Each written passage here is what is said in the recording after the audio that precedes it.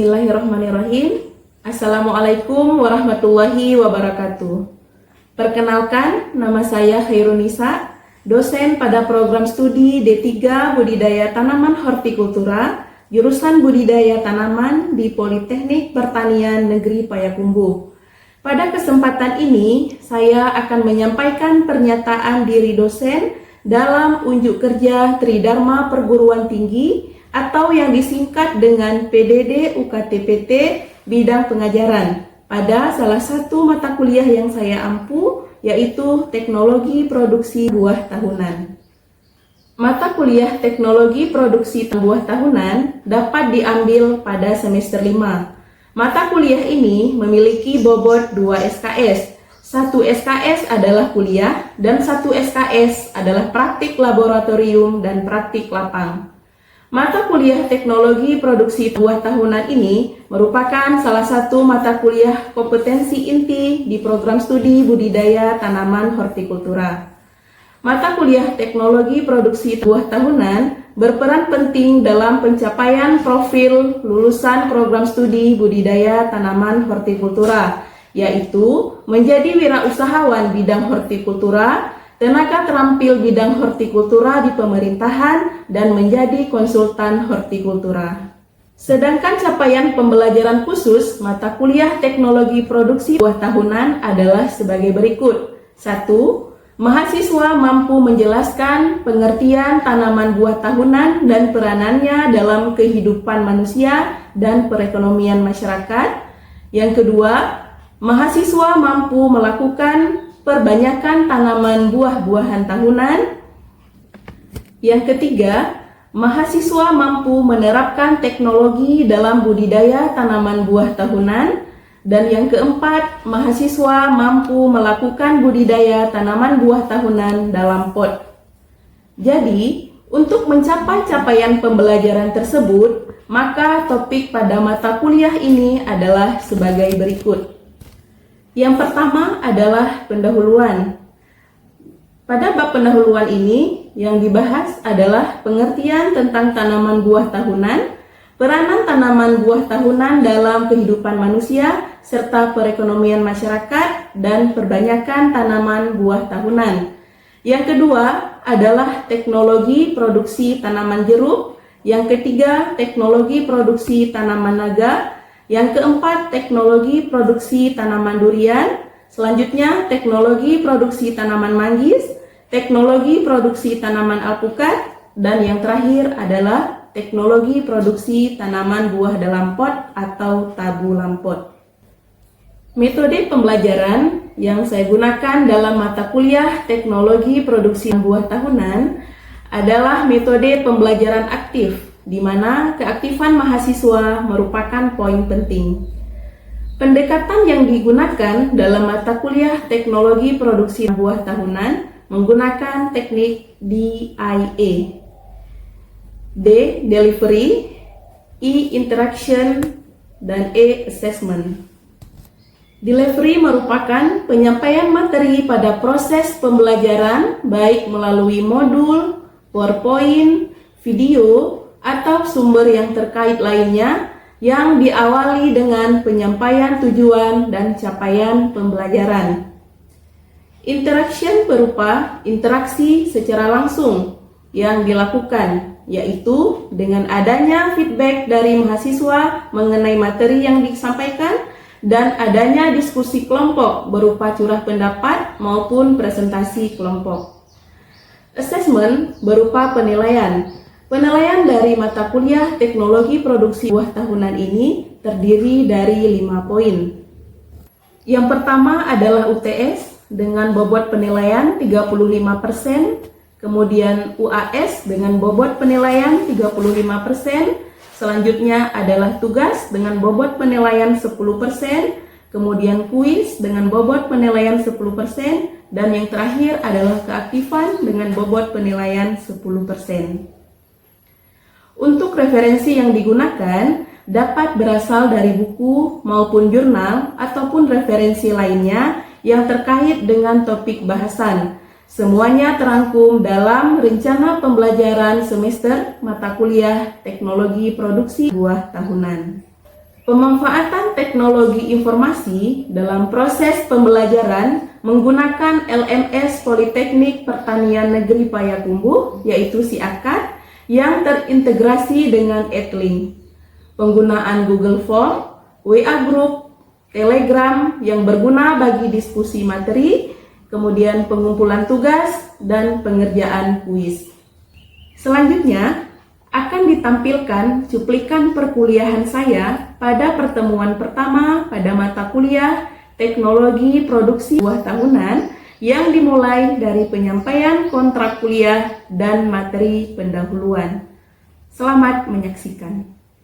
Bismillahirrahmanirrahim. Assalamualaikum warahmatullahi wabarakatuh. Waalaikumsalam warahmatullahi wabarakatuh.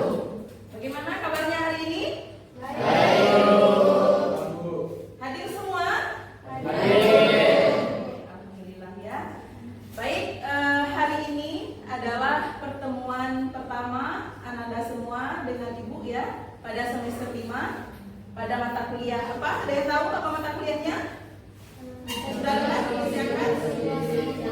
Pada mata kuliah Teknologi Produksi Buah Tahunan.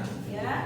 Jadi sebelum kita memulai perkuliahan, ya, seperti biasanya untuk kuliah pertama, ya, Ibu akan memberikan kontrak perkuliahan, ya, supaya nanti perkuliahan kita ini berjalan seperti yang kita harapkan, ya.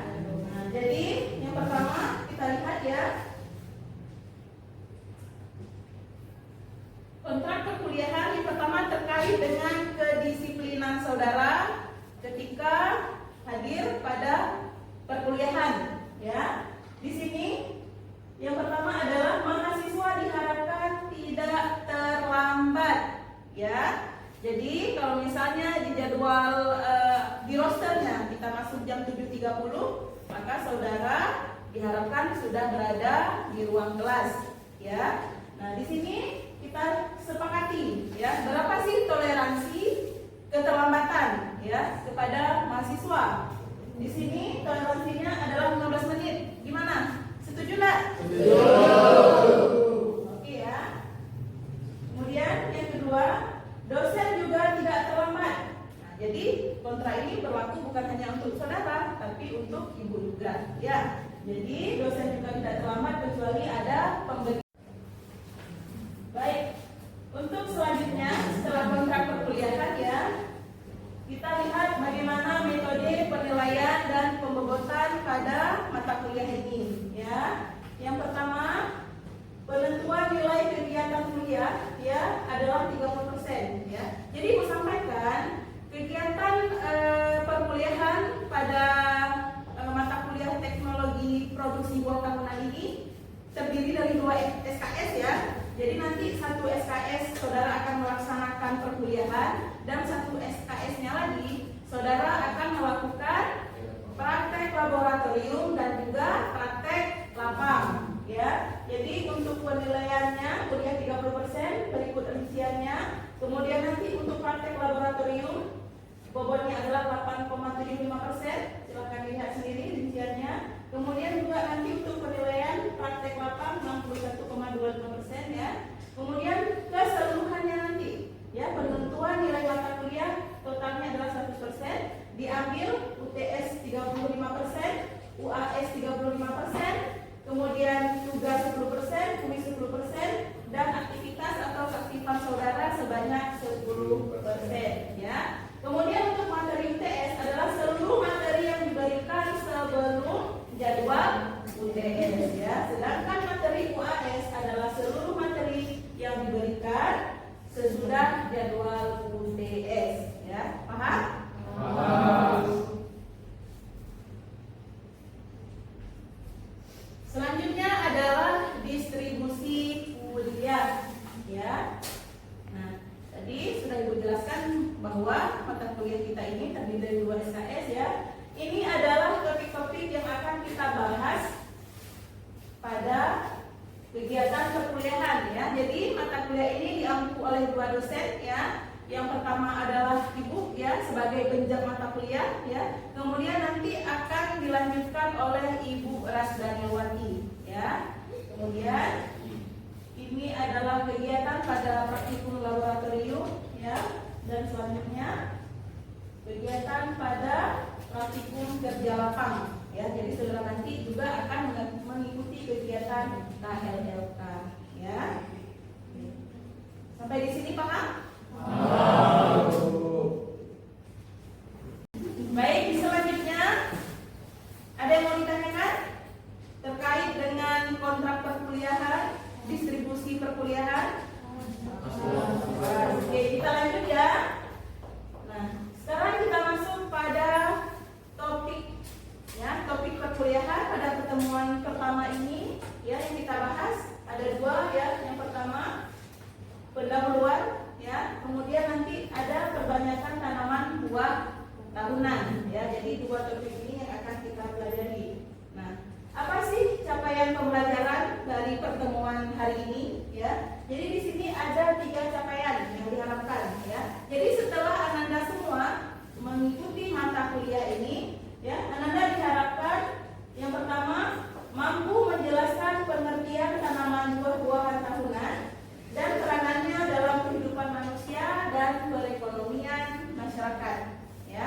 Kemudian yang kedua, mahasiswa diharapkan mampu menjelaskan perbanyakan tanaman buah-buahan tahunan secara generatif, dan yang ketiga mampu menjelaskan perbanyakan tanaman buah-buah tahunan secara vegetatif ya.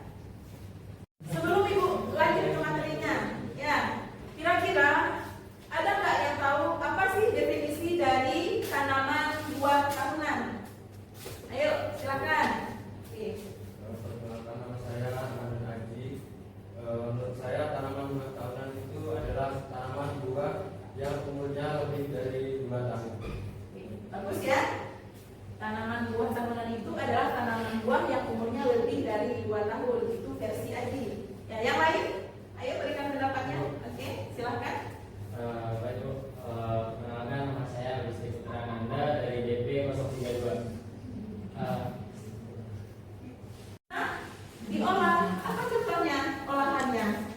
Jus apa misalnya? Buah alpukat bisa dibuat untuk jus. Kemudian apa lagi? Selai ya. Kemudian apa lagi? Ini kalau yang diolah. Nah, bisa salad buah ya. Kemudian bisa juga buah kaleng ya. Sering kan saudara kalau ke swalayan misalnya di supermarket menemukan banyak jenis buah-buahan ternyata bisa dikalengkan ya. Nah ini ya, ini adalah bentuk dari buah-buahan tersebut. Produknya bisa bentuk segar dan juga bisa dalam bentuk diolah ya. Oke, ada yang mau ditanyakan sampai di sini? Tidak? Lanjut ya. Sekarang kita lihat apa sih fungsi tanaman buah tahunan itu ya. Di sini ada beberapa fungsi ya. Saudara gimana menemukan buah-buah tahunan itu biasanya? Di mana? Di kebun. Ya. Kalau di pekarangan ada ya? Bila ditanam di pekarangan dapat berfungsi sebagai apa? Bisa sebagai pelindung. Ya. Kemudian bisa apa lagi? Sebagai tanaman hias. Bisa nggak tanaman buah itu kita jadikan sebagai tanaman hias? Bisa. Gimana caranya? Di bonsai. Bisa di tabulam pot contohnya. Ya, di bonsai ya. Oke, kemudian apa lagi? Apa lagi? Kira-kira di bonsai ini kata Irfan. Kemudian kata Olive bisa dibuat seperti tabulam pot. Kemudian dari teknik pemangkasan ya kan dibuat bentuk ya, bentuk seindah mungkin sehingga mudah dipandang oleh mata ya. Kemudian apa lagi? Berhasil buah yang bergizi dan menyenangkan ya kan. Kita tanam buah nih di sebelah rumah kita, misalnya ada buah mangga. Ketika panen bisa kita makan ya. Nah, kandungan gizinya banyak. Kemudian juga untuk bahan obat ya, ternyata buah tahunan itu bisa loh ya sebagai dijadikan sebagai bahan obat ya. Kemudian juga penghasil uang. Kenapa dia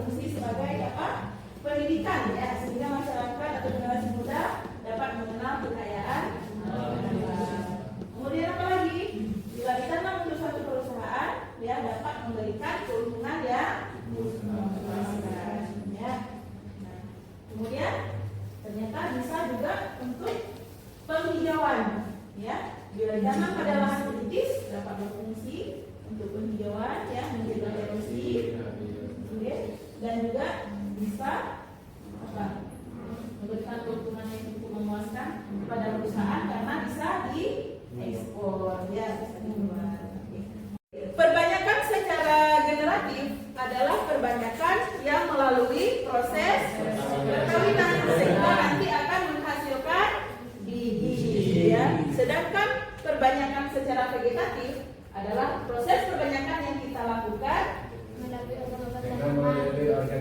dengan melalui organ tanaman atau disebut dengan aseksual atau dengan kata lainnya tidak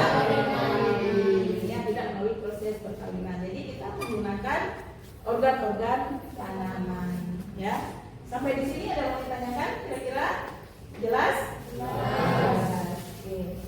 Baik, untuk lebih lanjut ya, supaya kita lebih bersemangat lagi ya, saudara bisa memahami lebih dalam ya. Kita bentuk kelompok-kelompok diskusi ya. Nanti masing-masing kelompok akan Ibu bagikan ya topik bahasannya ya terkait dengan perbanyakan secara vegetatif dan secara generatif ya.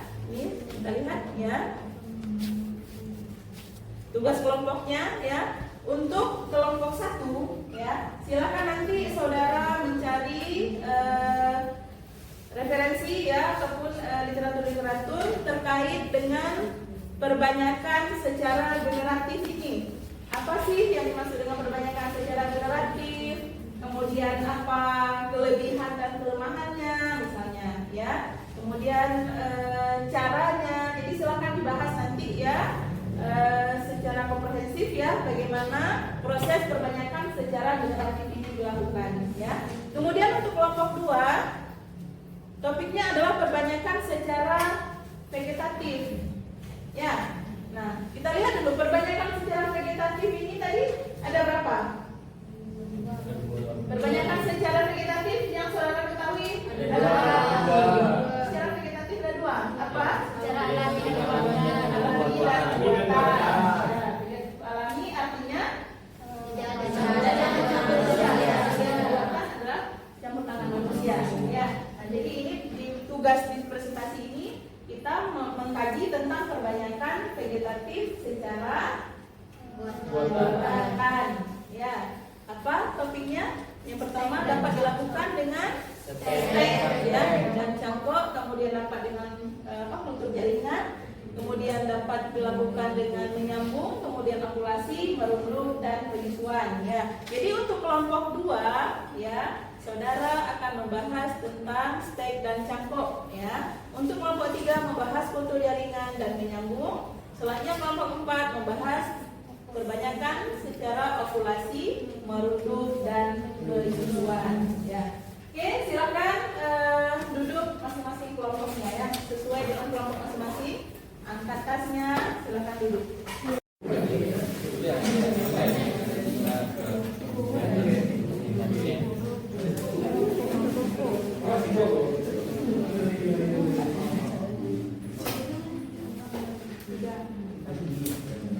Jadi vegetatif itu ada 2, ada alami dan buatan. Dia memang harus dikerjakan, tapi sekarang sudah ini sedang dikerjakan. Bagaimana cara kita bisa membagi kelompok ini? Assalamualaikum warahmatullahi wabarakatuh. Kami dari kelompok 1 ingin menyampaikan hasil dari diskusi kami terkait dengan perbanyakan generatif. Perbanyakan generatif yaitu perbanyakan dengan menggunakan biji. Perbanyakan ini biasanya memiliki kelemahan dan juga keuntungan. Kelemahannya yaitu biji keturunan darinya biasanya menyimpan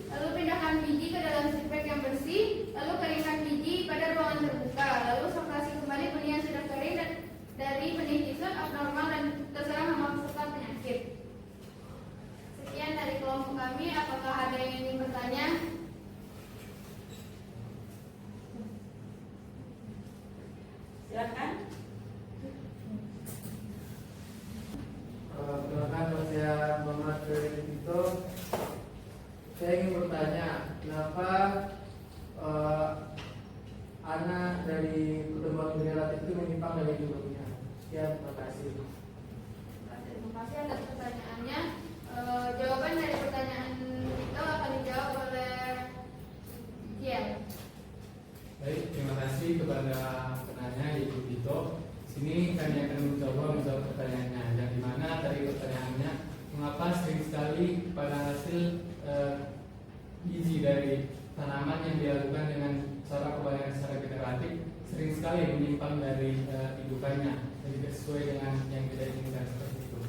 Nah, menurut kami di sini seperti yang kita ketahui bahwa perbanyakan secara generatif yaitu dilakukan dengan gizi dan proses terjadinya gizi yaitu terjadinya penyerbukan antara serum sari ke kepala putih. Nah, di proses tersebut sering sekali terjadi penyerbukan silang antara tanaman ataupun dari indukan lain yang tidak sesuai dengan yang kita inginkan, sehingga terjadi penyerbukan silang yang tidak sesuai dengan karakteristik yang kita inginkan. Nah, mungkin itulah salah satu penyebab dari tanaman yang kita budidayakan secara generatif tidak sesuai dengan yang kita inginkan, seperti itu.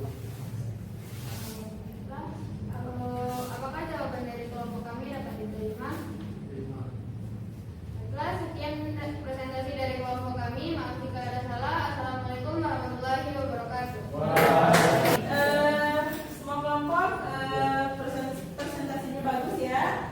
Tadi sudah kita bahas ya bagaimana teknik perbanyakan secara generatif, kemudian juga sudah kita bahas bagaimana teknik perbanyakan secara vegetatif ya.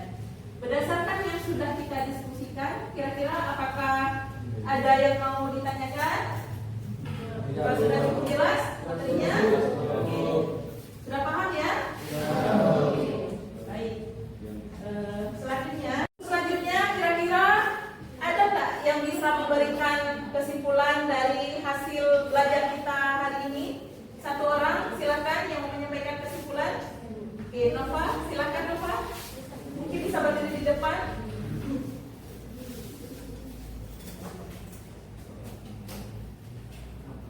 Assalamualaikum warahmatullahi wabarakatuh.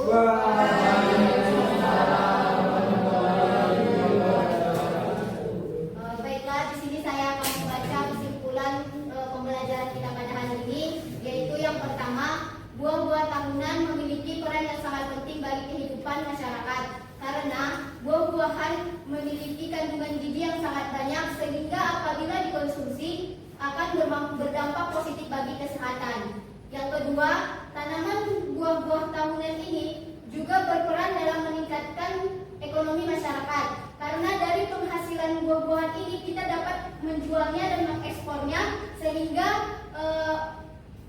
sehingga penambahan ekonomi untuk masyarakat dan devisi negara. Yang ketiga, perbanyakan tanaman tahunan dibagi menjadi dua, yaitu perbanyakan secara generatif dan vegetatif.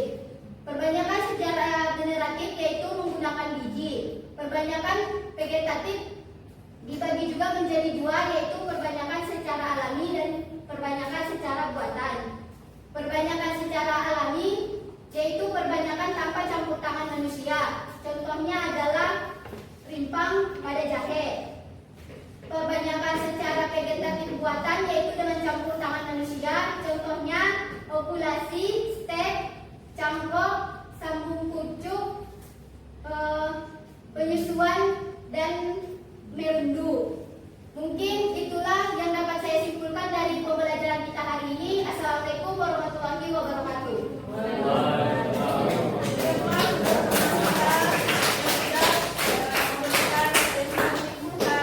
Materi pembelajaran hari ini ya. Baik, karena tidak ada pertanyaan lagi ya.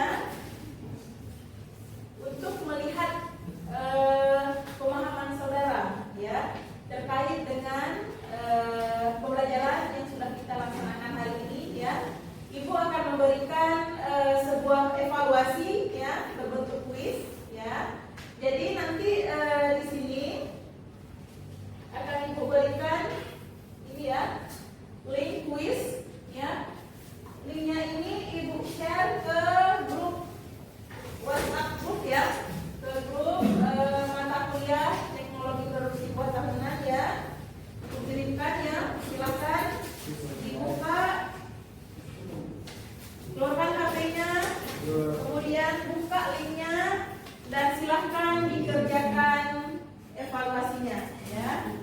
Silahkan dikerjakan tulisnya.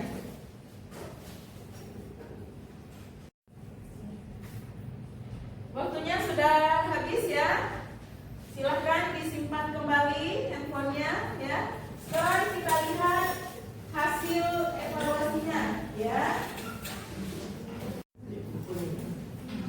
Berdasarkan hasil kuis ya yang sudah saudara kerjakan, di sini terlihat hanya 2 orang ternyata yang jawabannya belum sesuai dengan yang diharapkan, ya. Jadi artinya 98% jawaban Anda semua adalah benar, ya.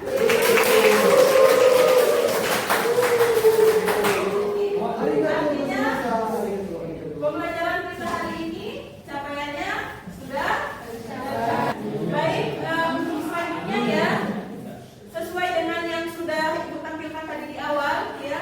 Untuk materi pada pertemuan kedua kita akan membahas tentang teknik perbanyakan tanaman buah jeruk, ya. Jadi insya Allah pada pertemuan berikutnya kita akan membahas performansi, ya. Jadi silakan saudara membaca ataupun nanti silakan dicari sumber-sumber bahan bacaannya, ya, untuk persiapan pertemuan pada minggu depan, ya. Oke, mungkin cukup sampai di sini ya pertemuan perkuliahan kita. Lebih dan kurang Ibu mohon maaf ya. Mudah-mudahan apa yang kita pelajari hari ini bermanfaat bagi kita semua, ya. Ibu akhiri, assalamualaikum warahmatullahi wabarakatuh. Demikianlah video pernyataan diri dosen dalam unjuk kerja Tridharma Perguruan Tinggi bidang pengajaran. Terima kasih atas perhatiannya. Assalamualaikum warahmatullahi wabarakatuh.